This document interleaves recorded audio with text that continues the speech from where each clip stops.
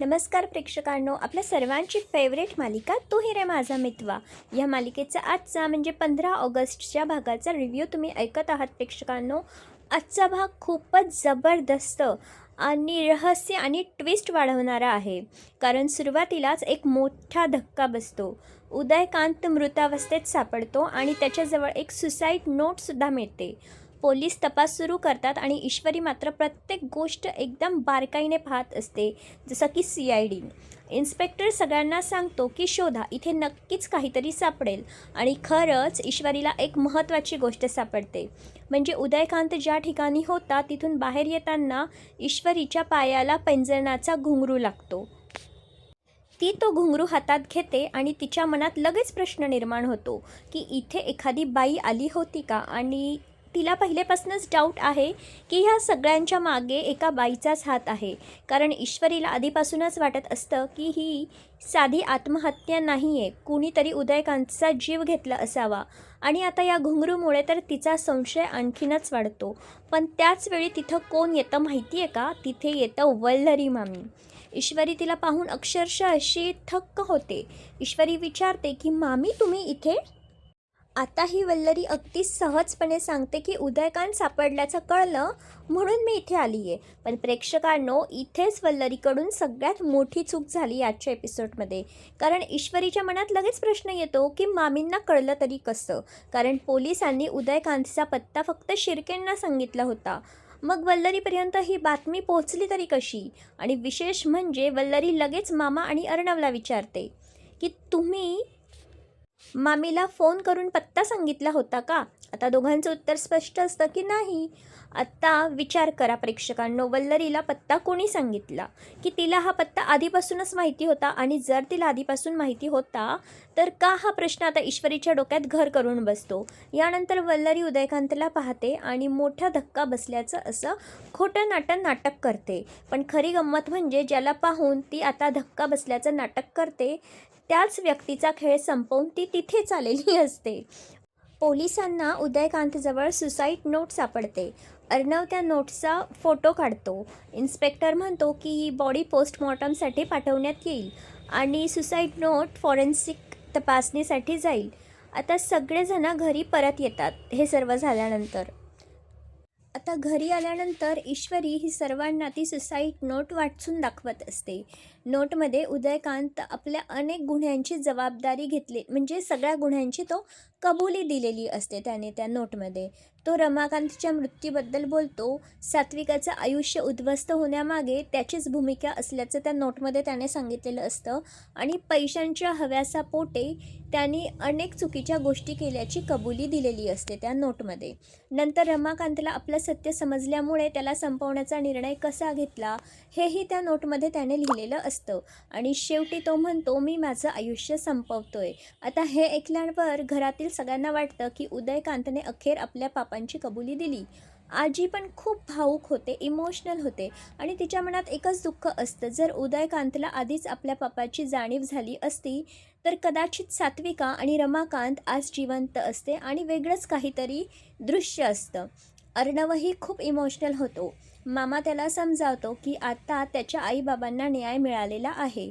पण अर्णवच्या मनात अजून एक खंत असते. त्याला वाटतं की त्याने आपल्या बाबांना दिलेलं वचन त्याने पूर्ण केलेलं नाही आहे.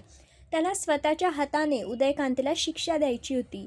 पण तेवढ्यात ईश्वरी आता एकदम महत्त्वाची गोष्ट बोलते. ती म्हणते पण हे जे काही दिसतंय ना त्यात काहीतरी चुकतंय असं मला वाटतंय. बस आता इथून पुढे पुन्हा संपूर्ण रहस्य उलटं फिरतं. सगळे ईश्वरीकडे असे बघत असतात. वल्लरीलाही आता खूप धडकी भरते. ईश्वरी सांगते की तिच्या आईने पूर्वी एका बाईचा उल्लेख केला होता आणि धुमाळला गोळी लागण्यापूर्वी, म्हणजे तो जे सत्य सर्वांना आपल्याला सांगणार होता त्यावेळीसुद्धा असंच वाटत होतं की या सगळ्या प्रकरणामागे एका बाईचा हात आहे.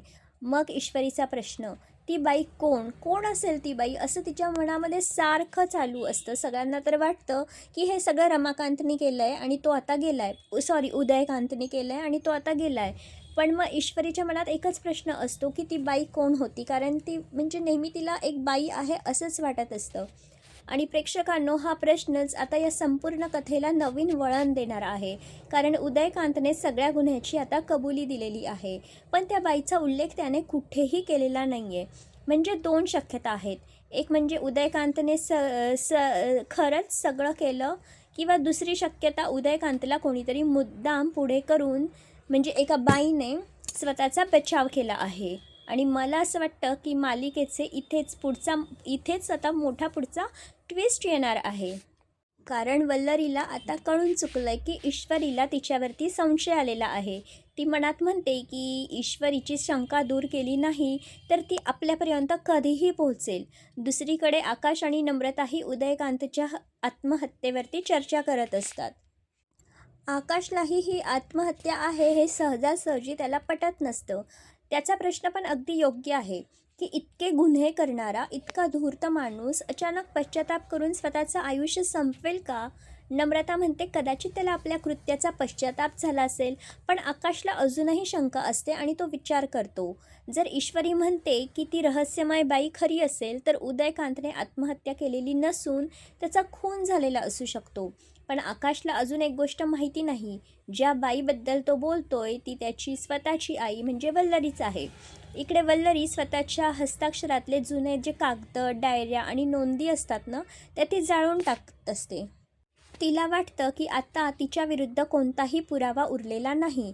ती मनात ठरवते की आता पुढचं लक्ष अर्णव आहे, आणि फक्त अर्णव नाही, अर्णवची कंपनी, त्याचं एम्पायर आणि त्याची संपत्ती आकाशच्या नावावर आणायची आहे. म्हणजे वल्लरीचा प्लॅन अजून संपलेला नाही आहे. पिक्चर अभी बाकी है. उदयकांतचा मृत्यू हा तिच्या पुढच्या प्लॅनची सुरुवात आहे. पण दुसरीकडे ईश्वरी हार मानत नाही. ती मामाला पुन्हा एकदा विचारते की मामीला उदयकांतचा पत्ता कोणी सांगितला? आता ती टेबलवरती बसलेली असते ना, तेव्हा तिथे मामा येतात आणि मामा विचारतात की तू अशी का बसलेली, एवढी टेन्शनमध्ये का दिसतीये? तर ती मामाला पुन्हा एकदा विचारते की मामीला उदयकांतचा पत्ता कोणी सांगितला? मामा म्हणतो कदाचित अर्णवने सांगितलं असेल. पण ईश्वरीला माहिती असतं की अर्णव आणि वल्लरीचं बोलणंही झालेलं नव्हतं, कारण ती अर्णवसोबतच असते ना, म्हणून तिचा संशय आता कायम राहतो. ईश्वरी आता मनाशी ठरवते, मामींचा या सगळ्या प्रकरणाशी काय संबंध आहे हे मी शोधून काढणारच. तर प्रेक्षकांनो, माझ्या मते आजच्या भागातला सगळ्यात मोठा पॉईंट म्हणजे घुंगरू. कारण तो घुंगरू कुठून आला, तो तिथे नेमका कोणाचा पडला, आणि जर तो वल्लरीचा असेल तर ईश्वरीला हा पुरावा कधी मिळणार? हा प्रश्न पुढच्या भागासाठी आता खूप महत्त्वाचा ठरणार आहे. यानंतर ईश्वरी अर्णवच्या रूममध्ये जाते. अर्णवला तिच्या चेहऱ्यावरचं टेन्शन जाणवतं आणि तो विचारतो की काय झालं आहे मिस इंदोर? ईश्वरी मात्र सध्या तरी त्याला आता काही सांगत नाही, कारण तिला भीती असते की अर्णव वल्लरीवरती विश्वास ठेवेल आणि तिच्याकडे काही सबूत पण नसतं, पुरावा पण नसतो. आणि इथेच ईश्वरीची पुढची चाल आता सुरू होते. ती पुरावा मिळेपर्यंत शांत राहणार आहे. पण वल्लरीला आता कल्पना नाही की ईश्वरी तिच्या अगदी जवळ पोहोचलेली आहे. आता पुढच्या भागात आणखीन मोठा ट्विस्ट आपल्याला पाहायला मिळण्याची शक्यता आहे. ईश्वरी अर्णवला थेट विचारू शकते की सर, तुम्ही मामींना उदयकांतचा पत्ता सांगितला होता का? अर्णव जर स्पष्टपणे सांगतो की त्याने काहीही सांगितलेलं नव्हतं, तर ईश्वरीचा संशय आता आणखीनच पक्का होणार आहे पुढच्या भागात. पण अर्णव अजूनही मामीवरती विश्वास ठेवेल आणि ईश्वरी मात्र मनाशी ठरवेल, आता या प्रकरणाच्या शेवटपर्यंत मी जाणारच. दुसरीकडे वल्लरीला उदयकांत आणि रमाकांतच्या मृत्यूची भीती आता सारखी सतावू लागते. तिला एखादी अतृप्त आत्मा आपल्या आजूबाजूला असल्याचे भास होऊ लागतात. म्हणजे आता आपल्याला या मालिकेमध्ये हॉरर सीन पण बघायला मिळणार आहे. आणि जर ईश्वरीने हाच भीतीचा मुद्दा वापरून वल्लरीला मानसिक दबावाखाली आणलं, तर कदाचित वल्लरीकडून एखादं मोठं सत्य बाहेर पडू शकतं. आणि म्हणूनच प्रेक्षकांनो, आता खरी उत्सुकता आहे ती एका प्रश्नाची: उदयकांतने खरंच आत्महत्या केली आहे की वल्लरीनेच त्याचा काटा काढला आहे? ईश्वरीला सापडलेला घुंगरू वल्लरीपर्यंत पोहोचणार का? आणि अर्णवला स्वतःच्या मामीचं खरं रूप कधी समजणार? माझ्या मते पुढचे भाग या मालिकेच्या कथेतला सगळ्यात मोठा खुलासा घेऊन येणार आहे. तुम्हाला काय वाटतं? उदयकांतची सुसाईड नोट खरी आहे का, की वल्लरीने सगळ्यात मोठा डाव आहे वल्लरीचा हा? कमेंटमध्ये तुमचं मत नक्की सांगा.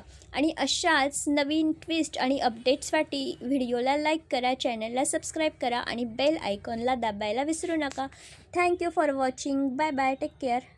आणि चॅनलला सबस्क्राईब करायला प्लीज विसरू नका. एक सबस्क्राईब करा. बाय. Take care.